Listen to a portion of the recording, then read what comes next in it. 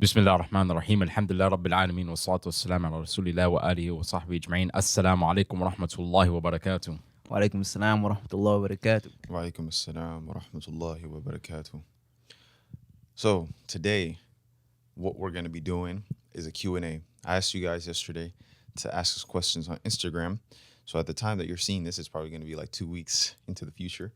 But let this be a reminder though. Let this be a reminder though. If you don't follow us on Instagram, go follow us so you can ask us questions when we ask for a Q&A. You know what's so crazy? What? You see people like, yeah, I don't even got Instagram. I just watch you guys on YouTube. Well, we got a couple hundred questions here, so I'm going to have to just choose from some of the ones that I saw.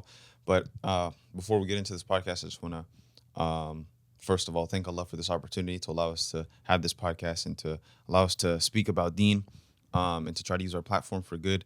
As you all know about what's going on in Sudan, right now we're fundraising with our partners, Human Development Fund, to try and bring relief to those who are affected and suffering right now in Sudan.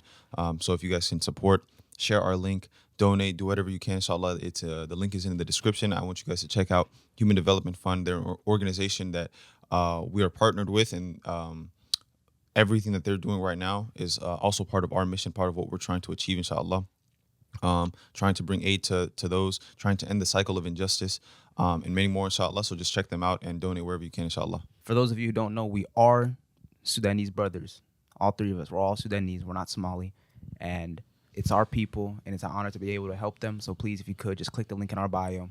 Go donate whatever you can. Share. Anything helps, inshallah. May Allah deal with the oppressors.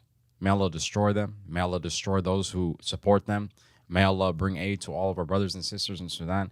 Like, just what I've seen in the past few days has been, like, absolutely atrocious. Like, I don't know if you guys have been, like, catching up with it, but it's like, I mean, of course we have, but, like, you know, just seeing, like, even the most recent atrocities that's been going on. You got people, you know, having to praise the government. Then they praise the government, then they get shot, they get killed. People digging their own graves. You got satellites, seeing blood stains all over. Like, subhanAllah, this is something that we haven't even seen before. And you know, the crazy thing is, there's videos of all this, meaning someone recorded this happening. Bro, I just want you to imagine, right? Like, subhanAllah, like, this might sound like a little silly, but, like, there's been times we watch, like, a movie or a cartoon. We'll see the villain. He'll pick up, like, the camera and he'll be like, yo, like, this is my warning to all of you guys. But, like, this is all stuff you see in a movie and cartoons, and you're like, oh, like, this stuff is not real. But subhanAllah, these people are doing exactly that. They're literally filming and documenting. And may we all be a witness to all these people on the Day of Judgment, so Allah can deal with these people. Allahumma ameen. All right, so without further ado, let's get into this first question. The first question that we got yesterday was, what is one advice you would give to college students trying to maintain Deen and school? Man. Yeah, we looking straight at you, bro. It's a crazy question because I understand the struggle, for real. But there's an ayah in the Quran that comes to mind. وَمَنْ يَكْفُرْ بِالطَّاغُوتِ وَيُؤْمِنْ بِاللَّهِ فَقَدْ اسْتَمْسَكَ بِالْعُرْوَةِ الْوُثْقَى. Whoever disbelieves in false things and believes in Allah has held on to the firm anchor. The firm anchor. You know what an anchor is? When you're in the sea and the waves are crashing, there's a storm, you don't throw people overboard. You don't throw, you know, food overboard. You don't try to save weight. You throw an anchor and you stay in the same place. And you remember where you're at. That's the best advice I could give. It might seem like things are wishy-washy. You're going all over the place. You're young right now, but you just hold on to the firm anchor. Remember, La ilaha illallah Muhammad Rasulullah. That's like, it sounds simple. It sounds cliche. It sounds like, oh, that might not be enough. But that's what all the prophets came with. That's the main message. Man qala la ilaha illallah dakhal jannah. Whoever says la ilaha illallah, he has entered paradise. So he will enter paradise. So just remember that. And remember, if you ever find yourself struggling, look, كل بني آدم خطأ. الخير خطائين التوابون. All the sons of Adam commit sins, but the best of those who commit sins are those who repent. If you stick to the 5 prayers, whatever sin, whatever things that you might be going on in your life, those 5 prayers, over time, they will diminish it. It will just fade away. Just stick to the 5. Just don't ever leave that. You know, try and focus on that. But yeah, that's the best advice I could give.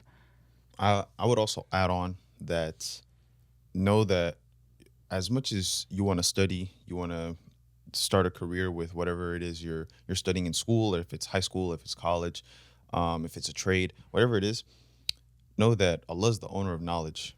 So you cannot achieve what you want to achieve without Allah regardless. So you could study, you can get your degree. That doesn't guarantee you a placement in a job. It doesn't guarantee you a good career. Everybody has this like cliche mindset that thinks if I further my education, I'm automatically going to be set up for life, that I'm going to get a job. But nowadays, now our generation, they either want to be entrepreneurs and they want to skip out on college, or if they go to college, it's very hard for them to find a job. So your education is not going to guarantee you success. Allah is going to guarantee your success. So that's one thing to always remember, is that nothing should ever get in the way of your deen. Not your education, not your job, not your family, none of that. Because all of these things are a test. And Allah warns you about this in the Quran. Saying even in Surah At-Taghabun, where Allah says your wives and your children are a test. But indeed with Allah is a better reward. Now that's not to say that they're not good, but it's to say that there are things that we might look for in our family that they can't provide, because Allah is the provider. I mean, I will just add this. I mean, it's very general, but, upon you guys as the deen, we've seen many people gain the dunya chasing the akhirah, but we've never seen, anybody put the dunya before the akhirah and gain both. What situation made you realize that Allah subhanahu wa ta'ala is the best of planners, or brought you closest? I would say the creation of DeenTour, because first I was really opposed to the idea. Didn't want to do it. We're all against it. Yeah, we were me and you were against it. Yeah, we were pretty much against it. And then it was just slowly like, then you started seeing, we got into it, and then boom, Allah subhanahu wa ta'ala is the blessed of planners. And you think about it now, the way I think about it now is like, subhanAllah, one person may watch our videos and they receive some benefit from it. That's like us serving our purpose. Like we have fulfilled that. Like Allah is the best of planners. Perhaps they were supposed to receive guidance from somebody. It just happened to be from us, and Allah wrote that for us. I agree, because I never thought that I would love Islam so much that I'd want to talk about it. I always thought that, like, okay, as long as I can pray, you know what I mean? Like, I keep my deen to myself, I won't have to worry. But it kept elevating to the point where I would see social media and I was like, man, I have a lot to say, but I don't have anyone to say it to. So the only thing that I felt like I could do was talk about it on social media and just like let people know, hey, I have things I want to say, but I'm not here to teach you. I just want to, give my perspective, because I feel like I'm relating to a lot of people and people are not speaking about it. I have experiences that maybe people can relate to, young Muslims in the West, Muslims who grew up in America, that they might relate to. They might want someone to talk about them with, but they don't have that. So I felt like, okay, maybe I could do that. And that's something I never thought I would do. It's like, just like how I came to want to pray, it came on like a whim. It came on just like one day I was like, okay, I need to start praying. And I need to start being more consistent. So I would say that definitely is an instance where DeenTour came from, because I went from someone who just only wanted to play sports. I wasn't very knowledgeable about what I wanted to do with my life, as far as like how I wanted to go about a career or whatever. But for some reason, I was able to start this with my brothers, and like here we are. And then another way to think about it is that we're kind of like on this side of the world, we're the only, like, of our family, we're the only like immediate, like Osman is our first cousin, and just when you think about it like that, we end up doing something great together. So, and we're the only people on this side of the world, and like it's like we kind of took advantage of that opportunity. Allah's the best of planners. How did we end up over here? Osman's dad was the first one to come over here. It was like, and it just came like from that. If you think about it from that perspective, Allah subhanahu wa ta'ala is the best of planners. We ended up here. We ended up in this room. We ended up doing this going podcast. back to the beginning of time. Hold on. You gotta go back to the beginning. Let's dive back even deeper to that. You gotta understand, like, even where my dad's from, he's from a village that's, very far away from, the capital, place that, up until very, very recently had no electricity, was very small village, very small town, to end up here in Florida. Florida, you know what I mean? Yeah. And just like, I'm not gonna get into like the details, but just like the fact on like how when he first got here too, like it wasn't like the easiest thing at first, to get over here. So yeah. Okay, so look, just because I want to answer as many questions as we can, some of them we're gonna go quick. Who do you guys think recites the best in the group? I'm gonna just keep it a buck. I'm gonna say this guy right here with the land of the blacks hoodie. If you're not watching on YouTube, it's obviously Osman, my younger brother. I think that's just more because he practices more than the rest of us, and he leads more. And I believe it's a hadith. Like, if you really want to learn the Quran and like continue to keep what you memorize inside your head, it's to practice. It's to constantly recite it out loud. Not just recite it by reading it, but reciting it in prayer. Because reciting in prayer, you're standing before Allah, so it's like there's a little bit more pressure on you, not bad pressure, but pressure on you to make sure you do it right. Make sure you don't mess up. Now you feel cooked. Yeah. Yep. I can't tell you how many times, bro, I'm reciting in prayer and then like I low key pause for a second because I'm like, wait, was that the right ayah? Yeah. No, you know, this sounds like, it might sound harsh, but one of the worst feelings in the world is you're leading prayer and you make a mistake and you hear something from the back, they gotta correct you, and you're like, Nah. you're just like, dang, I messed up. Not getting corrected, and you know the next eye, but it's just not coming out. Is that Yeah, bro. Now you just stuck. like, nah, yeah, bro, you stuck, man. But Okay. How to build prophetic character and emotional intelligence. This is a deeper question. emotional intelligence. I'm not sure I am emotionally intelligent. The first thing I'd say is that you're asking the wrong people. You might think that, oh yeah, you see us and we can give you I can give you maybe like small pieces of advice, but I'm not gonna say I'm someone who embodies the character of the prophet or I'm very emotional intelligent. I can't place that upon myself. Maybe some people will see that from me, but that's not something that I'm gonna place upon myself just because like I want to keep myself humble, and two, I'm always trying to do better. I'm always trying to learn. And to be able to learn that, you have to read about the stories, read his interactions with every single type of person, read his interactions with his wives, with his uncles, ones who were non-Muslim as well, read about his interactions with enemies, people who despised him, people who hated him. Read about these types of interactions and see how he acted.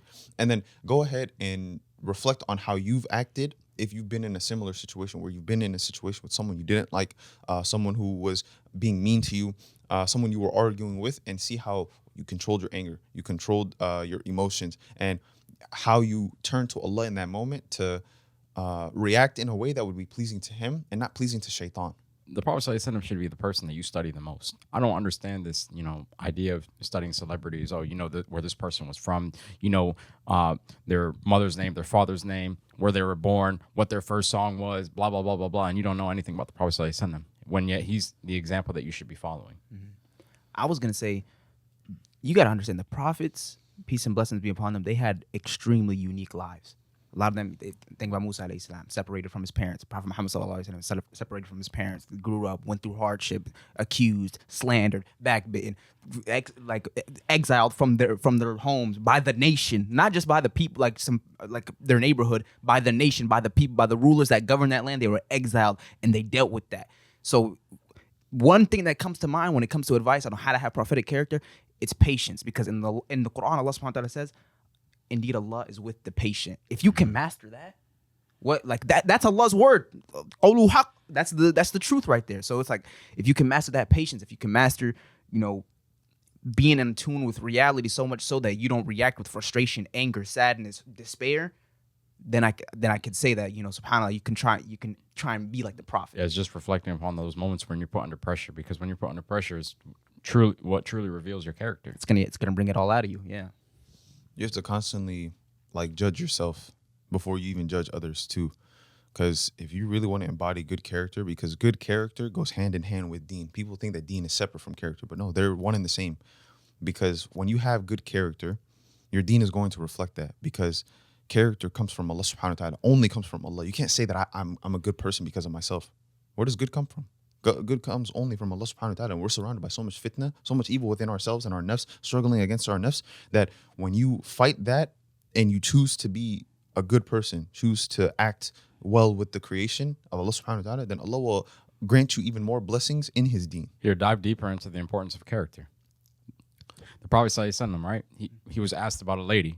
She used to pray, she used to fast, she used to do a whole lot of good deeds, but she was bad to her neighbor. She backbit this person, she wasn't really good in her character.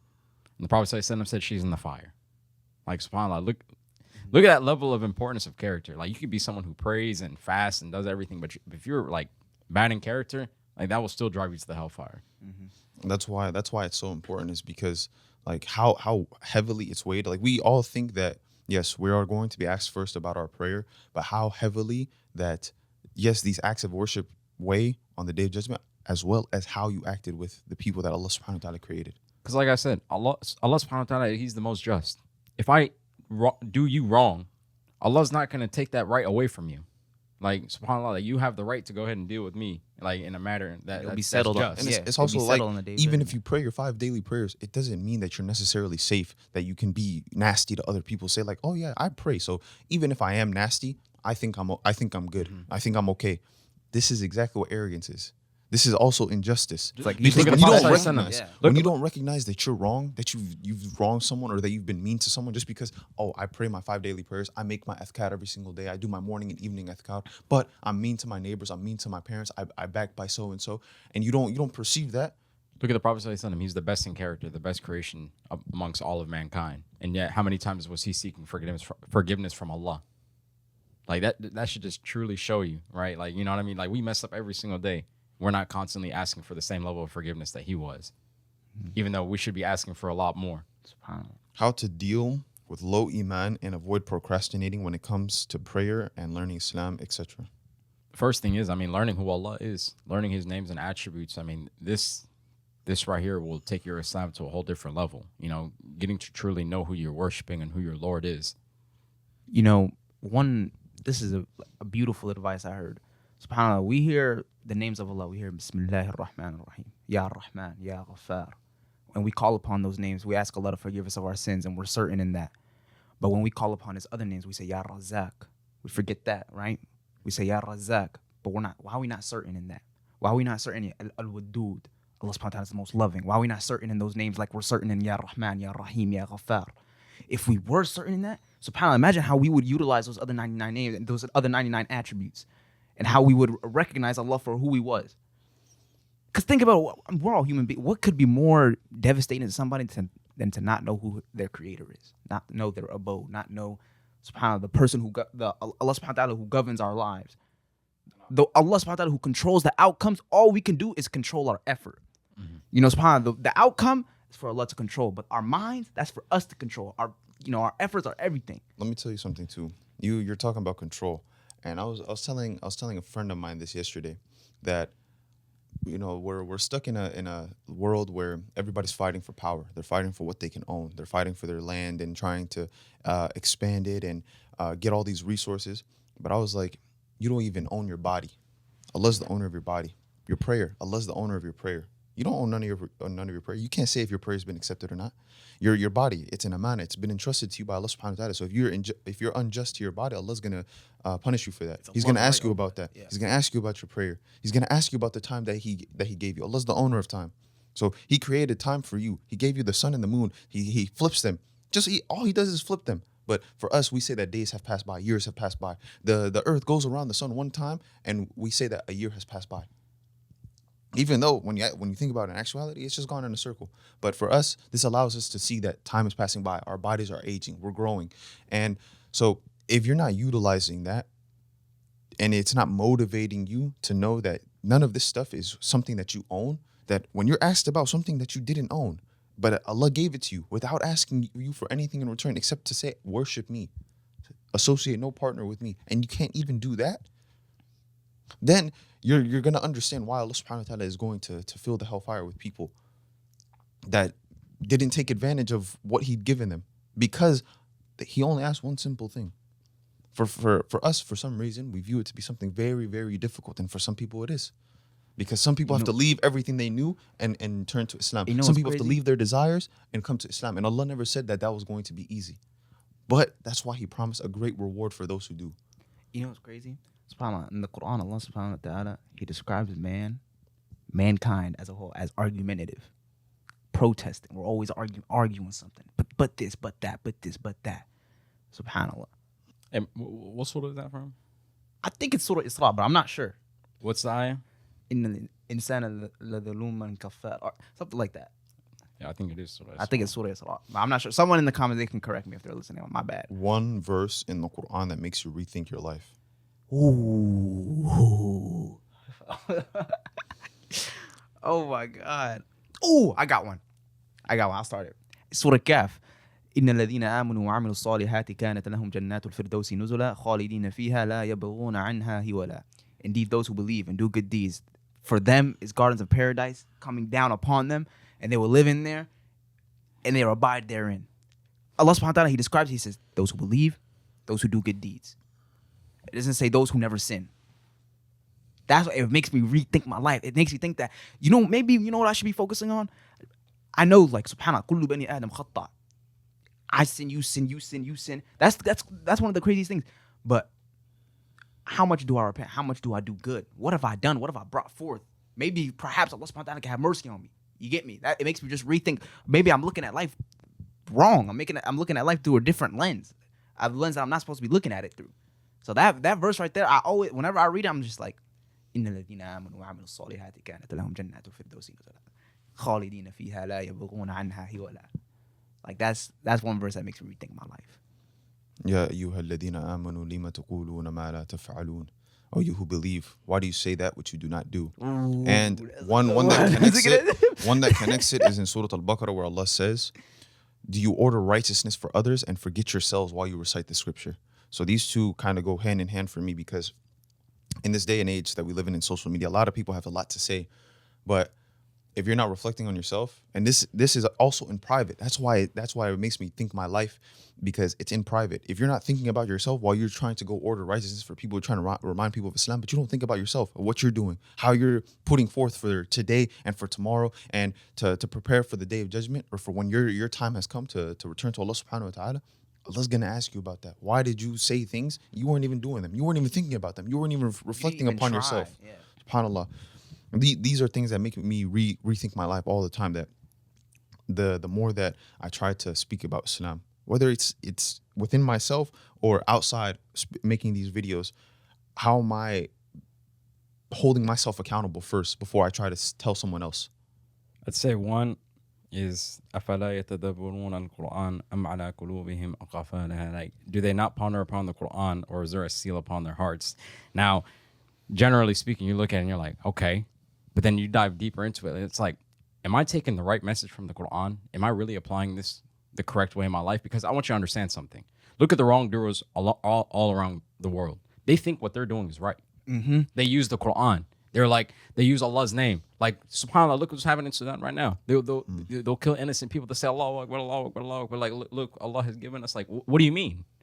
You see, Hemeti, he'd be like, he'll say something like, oh, fi Surah Al-Waqi'ah. Like, why are you quoting the Quran when you're clearly doing wrong? You're clearly, they think unjustly killing. Exactly. SubhanAllah. So it's like, I don't want to be amongst those people. So it's like, am I really pondering upon the Quran the right way? Am I taking the right message from it? Am I reading the right tafsir? And then, like, when I look back in the beginning of Surah Al-Baqarah, the very second ayah, when it's like, ذَلِكَ الْكِتَابُ لَا رَيْبَ فِيهِ هُدًى لِلْمُتَّقِينَ. Like, this is a book in which there is no doubt, a guidance to those who worship Allah. Like, subhanAllah, like, this is the book which there is no doubt. I don't want to take the wrong message from this. I want to extract all the benefits from it and apply it to my life in the correct way. Dude, Allah addresses both of those. He addresses people who take verses of the Quran for their own benefit. They take, like, for it to mean what they want it to mean, rather than what it actually means, while they do not know. And after that, this is in Surah Ali Imran. And after that, he says a dua. He teaches us a dua that says, do not put, like, ربنا لا تزغ قلوبنا بعد إذ هديتنا وهب لنا من لدنك رحمة. This is one of my favorite du'as, bro. I be saying that in salah. Look, I have another thing to add, though. SubhanAllah. What you just said about these people, they think they're doing right. In Surah Kahf, Allah subhanahu wa ta'ala describes these people. He says, should I inform you of those who are most lost? Like, their deeds are completely lost in this dunya. Those who think they are in the best of deeds and they're doing the best. They think they're at the top of the top, right? In righteousness and everything, right? But their deeds have been wasted in this world, and they'll have, like, and their akhirah khasir, like, it's finished. They've lost the akhirah. Like, I want you to understand something. Like, when Allah says, oh, is there like a seal upon their heart? It's like, when Allah puts that seal upon your heart, there is nobody that can bring you back. I want you to understand that. Like, the only remedy is Allah. Yeah, like, Allah is the only one who can bring you back. But yeah, if Allah has sealed you away from that because you decided to do wrong, like, that's something that you'll never be able to see. You'll never be able to recognize until it's obviously too late. SubhanAllah. Next question. How do I know the limits of talking to someone for marriage? How often can it be? Here's my first advice. Dang. Hey, don't ask me. Listen, you have to, one, understand that what comes with seeking marriage is desire.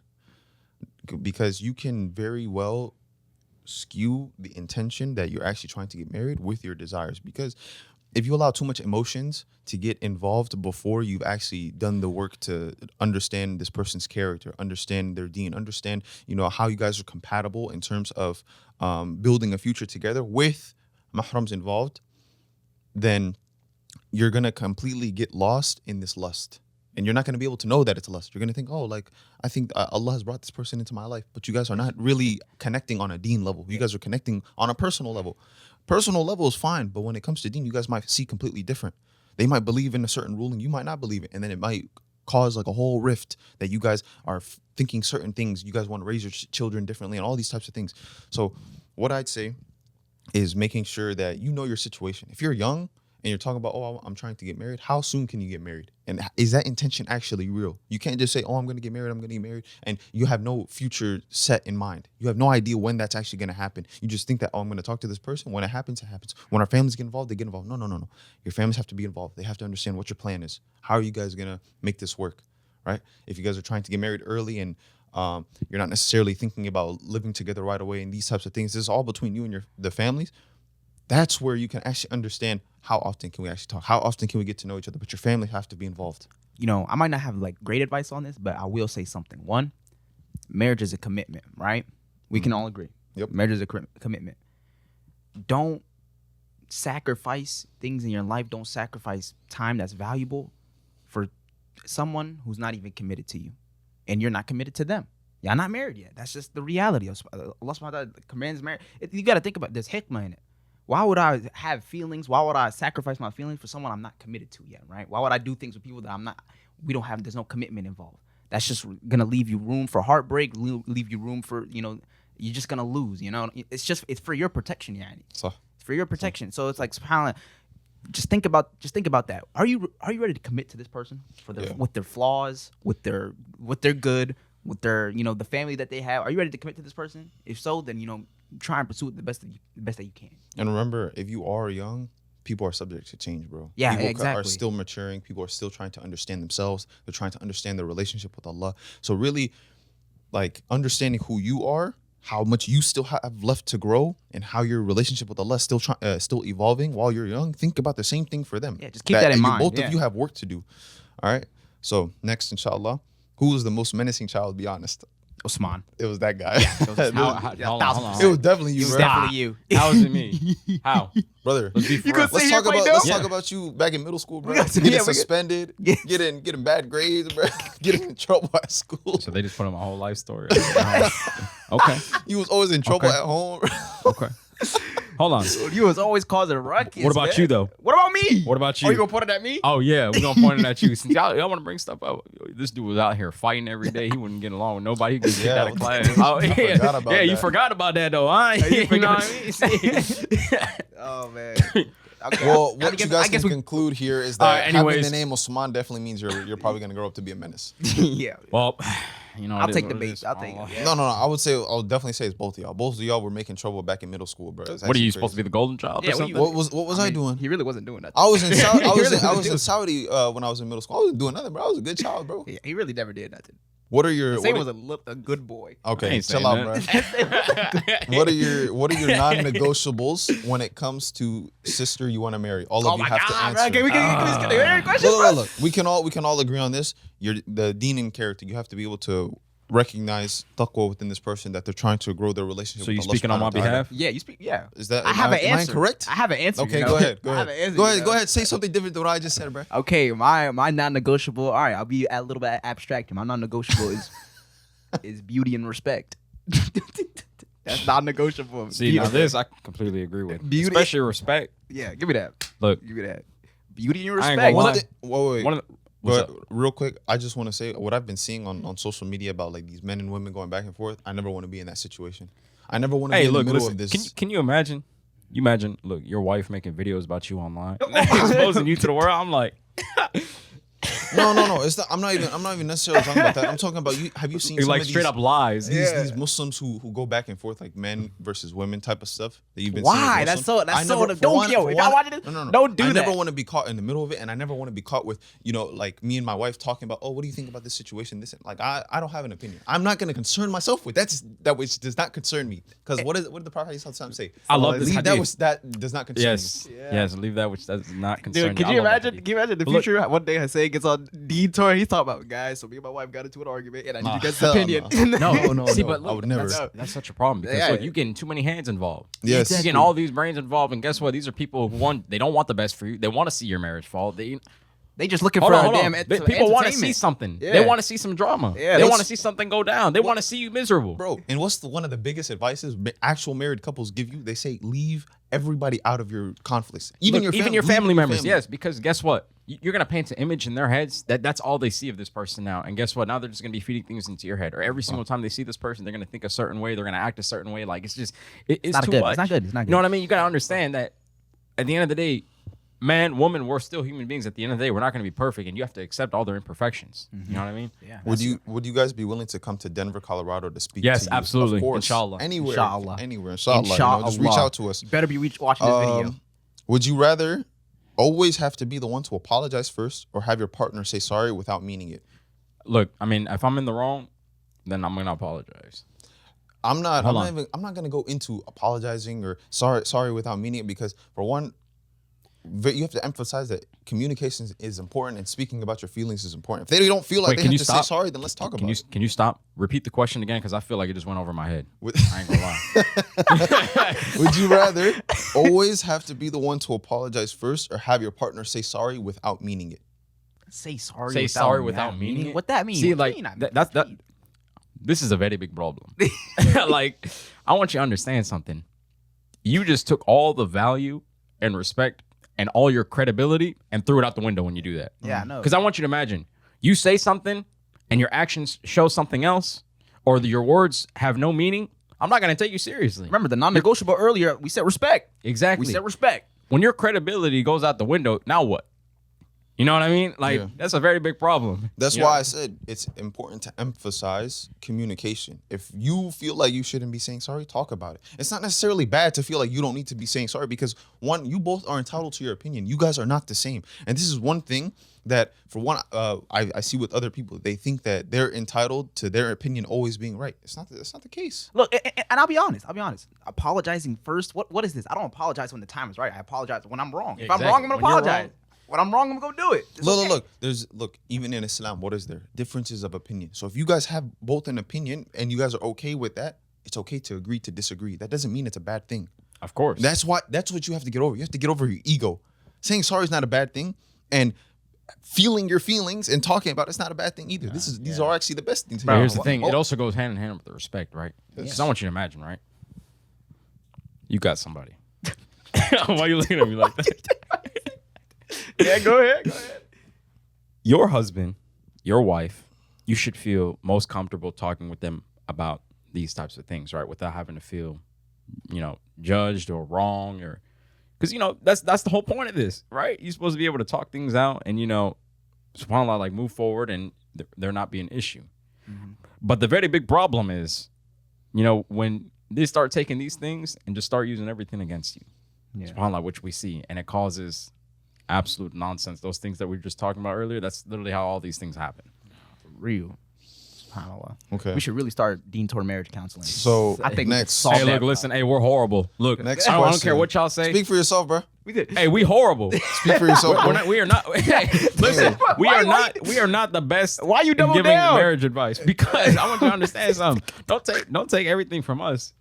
Take everything that we say. Like if it's correct, then take it. But look, we are not scholars of marriage. We're not scholars so- of so he's right, he's right, he's But right. I think we could really do good. Hey, if there's any couples out there that need marriage counseling, DeenTour video, YouTube podcast, we can do it.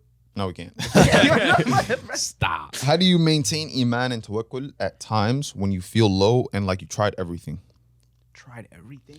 Okay, no, wait. Don't be talking about you tried Tried things everything. like it's a remedy for success. No, look, Ibadah is something that you have to feel first before it's actually something that you do. Look, istighfar is not, it's not the words. You don't recite the words first and say that's istighfar is within the heart. Salah is within the heart first. Everything is within the heart first. You can't just pray and say Al-Fatiha, say whatever surah and go through the whole prayer and your heart didn't feel it. It's not going to mean anything. But your heart has to feel it first. Your heart has to feel that you are present before Allah subhanahu wa ta'ala. Your heart has to feel like you're actually remorseful for sins that you committed or you don't know that you committed. Look, and no offense to this person, but I have an issue when you say I tried everything. You got to understand. I could, astaghfirullah, subhanallah, alhamdulillah. Okay, I've tried everything. Now what? It's not that. This, the superpower of a human being, it's consistency. Do it every single day. I told you, like I said, you pray those 5 daily prayers. On a long enough time frame, it's gonna come back to you. Just be patient. You're a human being. You're not perfect. Allah subhanahu wa ta'ala is watching over you. He knows you better than you know yourself. He's closer to you than your jugular vein. You gotta understand that. So it's like, okay, I tried everything. What do? I'm in despair. I feel you. Look, SubhanAllah, I've been there. I've been there. But just to give you a practical advice, start getting up in the night. And start praying. Because that's when you know, like, now it's genuine, it's sincere. You leave your bed, you leave the comfort of your bed, you put water on your face, you make wudu. Now you're cold, it's shivering. You get up, you say Allahu Akbar, you recite the Fatiha, you recite something from the Quran, you remember Allah, you make ruku, you make sujood. Make it genuine. And that, inshallah, that will help. These are actually the most important times because I want you to understand, this life is a test. You're going to be tested, constantly. You're going to say that you're a believer. Okay, Allah's going to test you. So in these moments, it doesn't matter what's going on. You have to keep turning back to Allah no matter what, because at the end of the day, your goal is to die in the state of being a Muslim. Now, if you just give up, then you lost the test. You know what I mean? How can you say that you're a believer and, when times get hard, you give up? This is the time when you should be trying to get the most close to Allah. So, I mean, you have to recognize that, like, Iman is not guaranteed, even if you're doing everything right. Because you judge your Iman based on how you feel. That is not what Iman is. Iman is in consistent deeds, things that are done consistently, even when you don't feel it. That's when you're going to be the most sincere. Because when your heart is telling you that, like, this act of worship is not being accepted, or I'm not feeling it, I don't feel Allah's presence, but I'm still going to do it. That's what Iman is. That's where Iman is going to thrive the most. Because then Allah will reward you by granting you that feeling. But that feeling is not supposed to make you judge that this is how I'm close to Allah. Because what happens? Look, what happens when you fall into your desires? Things that are sinful. You feel good, right? It's pleasurable. That is the trap of shaitan. Feelings are the trap of shaitan. The state of your heart does not necessarily have to be in how you feel. And that goes into the next question. Hold on, I'll let you answer with this. By doing as many istighfar as possible and praying daily, does it guarantee your iman, taqwa, and rizq? Does Allah not say that? What you have to understand is, yes, Allah is going to bless you more the more that you do, the more good that you do, the more that you pray, voluntary prayers, giving in sadaqah, doing istighfar. Yes, He guarantees that. But look, once again, Iman does not necessarily, don't connect your Iman to how you feel. You're going to have Iman as long as you keep saying La ilaha illallah, as long as you keep praying. You're going to have that. Yeah, as long as your actions prove it. Don't measure your Iman based on how you feel. Measure it based on what you're doing, your actions. Al-a'mal. Allah says, any ounce of good that you do, it will be seen, or in Adam's weight, you're going to see it on the Day of Judgment. That is what it means. It's not in Adam's weight of feeling. Your Iman is not going to be, Allah's not going to measure your Iman, how much good you did based on how you felt about what you did. Nah. I want you to imagine, though, you're being tested, and those times when you feel like everything is hard, Allah's going to reward you even more. I just want you to imagine that. You had everything against you, and yet you still went and did the right thing. Huh. You still worshiped Allah. So this question is directed towards you, Usman. Would you ever film a day in the life at one of your dealerships? SubhanAllah.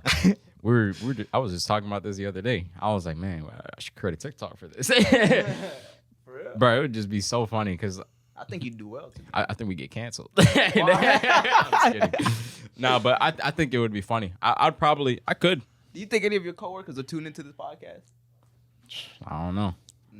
I mean, maybe the people want to see what it looks like for how do they feel about you, for a guy like you to go out to work and sell a car, bro. Yeah, maybe they want to see the process, man. And get in that suit and looking fly. I wonder, do your coworkers ever ask you? Yeah, let us know. Do your coworkers ever ask you, like, why you be traveling, or like, where are you going? Yeah, they're just right now. Like, we're going to Toronto tomorrow. They're like, hey, didn't you just come back from Kenya? Like, what you be doing, bro? You out there looking like a mafia boss. All right. This one's for you, Usman. What aspect of studying medicine do you like the most? You know, I really like it when, so say we're having general conversation, right? And I understand something that an average person wouldn't. So when it comes to like, so say I'm going to the pharmacy and I'm getting prescription medicine, and they say something like, or they be like, oh, it has sodium acetate, whatever. I'm like, I know what that means. Yeah. I'm like, oh yeah, I know about that. Like I went to go get my knee checked out, and I'm talking to the doctor. Yeah, I was like, yeah, I looked at it. Yeah, I saw all that. You know, I got a little stiffness here, and I was talking to the doctor. Me and the doctor was having a flowing conversation. It looked like he had the best time of his life with me because it finally felt like someone knew what he was talking about. So I was like, that was fire. You know, just the practical application of it. But really, studying medicine is difficult and it's long. It's hard, but yeah, it's not very much. Like And the that's last one directed towards you, huh? Yeah. If you could swap lives with one of the others, who would it be and why? Why would I think about swapping lives with another man? Yeah, for real, man. Nah, who You gotta asked be that question, yeah, bro? You gotta be. You Hey, gotta be. but hold on now. I got a question. All right. Q&A. Hold on. You know, go ahead. I'm gonna submit my question right now. Hold on. I'm just playing. Look, all right. For 100 mil. Wait, why? What you about to say, bro? You have to survive. Oh, this guy's laughing. You got to survive 20 minutes with either a tiger, a lion, a grizzly bear, or a hippo. Which one are you taking and why? A tiger, a grizzly bear, or a hippo? I mean, each one is probably gonna eat you alive, bro. I'll take the grizzly bear. Why? I think I could out wrestle it. What? Yeah. What? What? Yo, what's that sound effect from SpongeBob that goes? No, I'm serious. Grizzly bear? I think I could out. So you gonna be out there wrestling a grizzly bear? But I think the grizzly bear, you have the best chance of living. Hippo will tear you up. A lion will tear you up. A grizzly bear not gonna tear you apart? But I can act. A grizzly bear I not can gonna play. tear I you can apart? play dead. Based on what we've seen from the lion, I think if you stay still and you don't provoke the lion at all, I think that's you not gonna might. work. That ain't gonna work, That's buddy. not gonna work. We watched the video. Well, I mean, we a watched the hippo- video. a It's not hippo's gonna work. It's the most aggressive out of all of them. So there's no way you could do a hippo. The grizzly bear, I'm telling you. Grizzly bear. The tiger, You said for that 100 one's mil? more it's more For 100 aggressive. mil. For 100 It's mil? more aggressive than the lion. The grizzly bear, I think if it just sees you, it's gonna want to beat you up. Like, Grizzly bear not having it. Nah, it's good. We're good. That's crazy. okay, Mr. Animals, what are you gonna say? I was gonna say give it to the fam. Wait, what? Give the 100 mil to my family. But you gotta no. You gotta survive 100. You gotta survive. I know, 20 yeah. minutes. It's 20 minutes, 10 seconds. Get the 100 mil to Go my ahead and give it to You gotta survive the 20 minutes though. So how are you gonna survive the 20 So minutes? realistically, let's dissect this one by one. Could you imagine they announced your janaza? He said, the brother, he took. He did 19 minutes 59 seconds. He don't get the money, bro. At your janaza, they say, okay, we're gonna play your Bro's janaza. a failure. What a loser. No, okay, but all jokes aside. So, from a strategy standpoint, I'd have to say probably the grizzly bear. Now, hold on. Hear me out. All of them will tear you apart. All of them will kill you. You know, I'm a hippo, 2,000-pound bite force. You know, absolutely insane, crazy. Lion, you're not outrunning it. You're not out climbing them in a tree. You're not doing the same thing with a tiger. So the grizzly bear, of course, very aggressive, will rip you apart, will kill you. But like you said, there's a strategy. You play dead. All these other videos that I've seen of like what to do if you get attacked by a lion or a tiger, basically they tell you you're cooked. You know what I mean? There is no ifs, ands, or buts about it. So I feel like the one you'd have the most chance with is a grizzly bear by playing dead. But at the same time, too, like that's not to underestimate the power of a grizzly bear. Like that thing would probably be a lion in a fight. I ain't gonna lie. You know what I mean? Like it'd be a good fight. But the grizzly bear would probably come out on top if they went at it. And I hate to say that because, you know, lion is one of my favorite animals. But like, you know, it is what it is. I need that 100 mil. But go ahead, continue with the next question. Who are you serving first, your mom or your wife, and why? I can't serve both. I don't. Okay, but I'm just asking a question. Okay, real answer. Okay, your wife got to come first. Anybody got a problem with that? I agree. Anybody got a problem with that? Look, once you take a wife, you've taken an amana between you, her father, and Allah subhanahu wa ta'ala. Your wife is that the only you're family going member that you choose that you're not born with. You're gonna choose, like, you have to choose her because there's an amana placed between you, her father, and Allah subhanahu wa ta'ala that you're going to take care of her. But hold on, let's even look at this perspective. Your wife is the mother of your kids. You know, subhanAllah, like she is the mother now. Like, you know what I mean? Yeah. Imagine Imagine someone. someone. Listen, That's your not mom- to take your mom away from has- your mom. Your mom has her husband. right? That's what you have to think She got about. my dad. Yeah. First off, this question. This what are you question doing? is a horrible question. By the way. They Whoever tried asked this. they tried to bait me. Yeah, They tried to bait me. No, but that's the point. But like, That's but here's the thing though. I see what you're trying to get at. Yes, Yeah, at yeah. the end of the day, okay, you know, you'd have to take care of the needs of your wife first, but that doesn't mean you can't love and care for both. Yeah, exactly. 100%. Nah, for real, man. SubhanAllah. Allah Akbar. They gonna. If I see somebody in the comments talking, Who spends the most money out of you three? Spends more Definitely money? that Osman right there. Osman, 1,000%. Don't even say nothing. Next question. Bro, stop. What Don't you even- mean? What do you even stop, say dude? nothing. Don't even say My nothing. guy, how much you have to pay your Stop, bills? stop. It's cooked. Stop. Like I said. Okay. Next You know, question. Let's move Next on to the next question. Next question. Osbo, do you ever study for school? Yeah. Yeah. Next question. Let's go. No, see, because you painted this image that like you don't ever got to study, bro. That you just You like just that know, for- right? Yeah, You just know. always know. Hey, man. Let me teach you a little dua. ربي زدني علما. Okay. اللهم المستعان. اللهم إني أسألك علما نافعا. No. You want to know something practical though? Oh, my bad. Go ahead. We're gonna teach you guys a new dua. اللهم إني أسألك علما نافعا ورزقا طيبا وعملا متقبلا. اللهم I mean, But you want to know something practical? When I started praying my prayers, the 5 at their appropriate times, and then even like in the mosques, I just saw my grades start going up. I don't know. I'm gonna just say that. I don't know if there's any does correlation. correlation prove causation? I don't know, but Okay. hey, you can try it yourself. Anyway, this question definitely for y'all too. What do you think of the male loneliness epidemic? Ooh. Y'all too. What you trying to say? What the? Wait, what he trying to say? Oh, I say he stuck that in there. The man, The little sneak. He's been sneak dissing us all podcasts. I'm not- What has changed? Every question that comes about people What looking has for advice changed? about marriage, What you're has like, changed don't in the ask last me. week? I don't know Hey, nothing. listen. Look at What you. about What has changed in the last week what about me is lonely? that we don't? I know got my about? brother. Yep. They don't mean that type of loneliness. Oh, okay. They're talking about the ladies, huh? Listen, Okay. Okay. What? Well, guess what? Wait, what was the question though? For Wait, what real, does so that we can even answer mean? it. What is the male loneliness? Male loneliness epidemic. There's a Muslim male loneliness epidemic. I've talked about this before, so I don't know. Whoever asked that question has probably watched us before because I've said that. All right. But truthfully, it's happening. Muslim males, they be lonely. They don't have. It feels like we got no community. It's an epidemic. We got to learn to, build that brotherhood, build that bond. I think it starts with stop being so judgmental towards each other, and start being yourselves. Start being yourself. Start acting yourself, so that you can genuinely get to know people. They can know you for who you are, and you know them for who they are. Yeah. Do either one of you guys get social anxiety when filming in public? Yeah. Absolutely. But hold on. Not that much anymore. Yeah, anymore. I was gonna say. Nah, I You know- feel it. Before it used to be absolutely horrendous. You know what I mean? Because here's the thing. I like talking to people like face to face. I hate public speaking, or I hate it. You know what I mean? I don't know. Just something about me. Like you put me in front of a group of people, I'll talk to everybody in the group. I'll talk to you face to face, even if I don't want to, right? We could just have a conversation. We could sit down. It's more genuine. When I'm out there public speaking, I'm like, where do I start? You know what I mean? It's like, How do you guys hold one another accountable when it comes to your ibadah? Are you bad though? You hold yourself accountable. Yeah, it's kind of like we hold ourselves accountable, and it's like when you see another dude, it's like look, I'll give you an example. We'll pray this shit, right?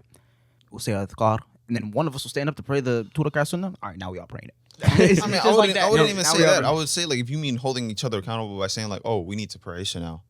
Yeah, but like nobody's gonna say, nah, I'll pray it later. That's not gonna happen. If you suggest let's pray, let's pray. Yeah. But if you're saying, oh, did you pray or did you do this or do that? That's very doesn't rare really happen, because yeah. like I'm If not we're together, we're praying I'm together. not necessarily. It's not that I'm not concerned. It's that I already assume that he did it. If he doesn't, if he's not praying right now, he probably did. Like when he comes to the crib or whatever, and Sometimes like, he it's like shortens it's like the- asr time or something. Yeah. No. I'm saying it's like asr time. I'm not asking him, oh, did you pray asr already? He probably already did, or he's gonna do it at some point. Because it's not my concern if he's prayed or not. It's like those he things. got like, it. It's like those Know what things I'm I saying? know. Now, if they're asking like, oh, if I found Osman drunk, how would I hold him accountable?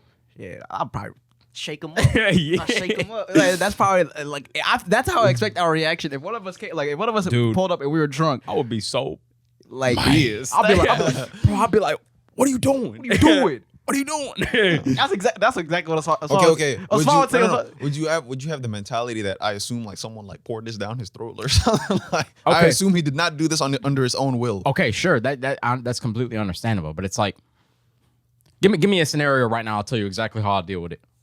Go ahead. Based off past experience You and or, all right, you and or my mindset. You understand? I'm waiting to record, right? I pull up and I'm stumbling. I'm like, like I'm laughing. I'm clearly under the influence. You clearly under the influence. Coming to record. Coming to the record. Okay. First of all, I'm gonna look at you. I'm gonna be like, bro, what are you doing? Like, I knew you was gonna say that. No, because look at here's you the in your thing. eyes and be like, "Are you drunk?" no, but seriously though, I mean, Like on a serious note, I would do that. Like if I found one, I would. I would cry. can't talk to you. Yeah, I would cry. I can't talk to you right now. You know what I mean? Because it's just like, what are we gonna talk about? I know. I'm gonna be like, You bro. you can't understand nothing I'm saying right now. So I'm like, okay. But as soon as you in the right state of mind again, I'm gonna let you have it. I ain't gonna lie. You know what I mean? Like, yeah. In a manner that befits you. Obviously, you know, people need to be dealt with in a different way. But I know how you are. So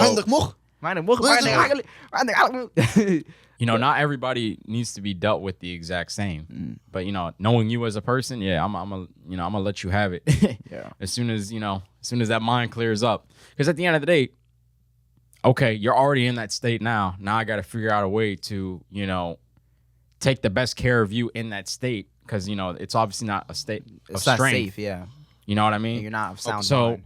It's also important to know that if you're holding someone accountable, whether you know them or whether you don't, you have to check how you're going to hold them accountable. That you're not coming off judgmental. You're not judging them for what happened, what you saw, or But it's a like little, what the situation is. I don't know. I say But- for us, it's a little different because we're intimate. Like we have close relationships with each other. But that's so we know fine. each But you're other. still not coming off that you're judging them. we're not going to exceed the limits. Yeah.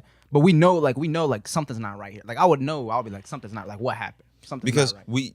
you've said it time and time again. You like if there's anybody you should be the best to is to your family. So if you're gonna act well with someone, you first do it with your family. So I'm not gonna judge my family just because I'm I close didn't to say them. I'd Yeah, of shoot course 'em. I'm gonna be I didn't say I'd shoot him. No, I'm gonna say I'm gonna be concerned. Like, you know what I mean? But I'm not gonna by letting you have it. It's not that I'm judging you. Like, why would you do this?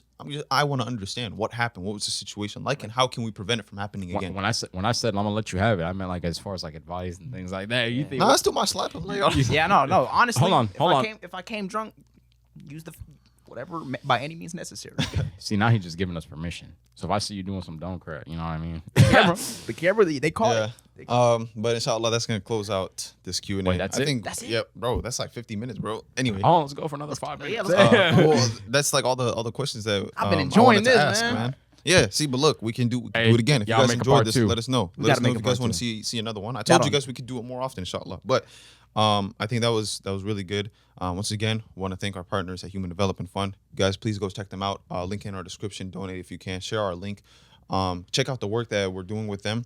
You know, we were in Kenya, and inshallah, we're going to be doing more projects with them. Right now, we're trying to bring aid to the people of Sudan. So, bidnillah, make sure to check that out. Make sure to stay in tune with us. And hope you guys enjoyed this Q&A. And assalamu alaikum wa rahmatullahi wa barakatuh. Appreciate you guys for watching this. Make sure to share this with your friends and family. You never know his life. You could change by sharing this video. We're not scholars, so we're open to any correction, inshallah. SubhanAllah. Assalamu alaikum wa rahmatullahi wa barakatuh. Thank you guys for watching. Jazakallah khairan. Make sure you guys click the link in our bio. Help us in our campaign in Sudan. This means a lot to us. This is personal for us. So it would mean a lot if you guys support us, watching us all throughout these years. Go ahead, donate, do what you can, share. Yeah. Assalamu alaikum wa rahmatullahi wa barakatuh.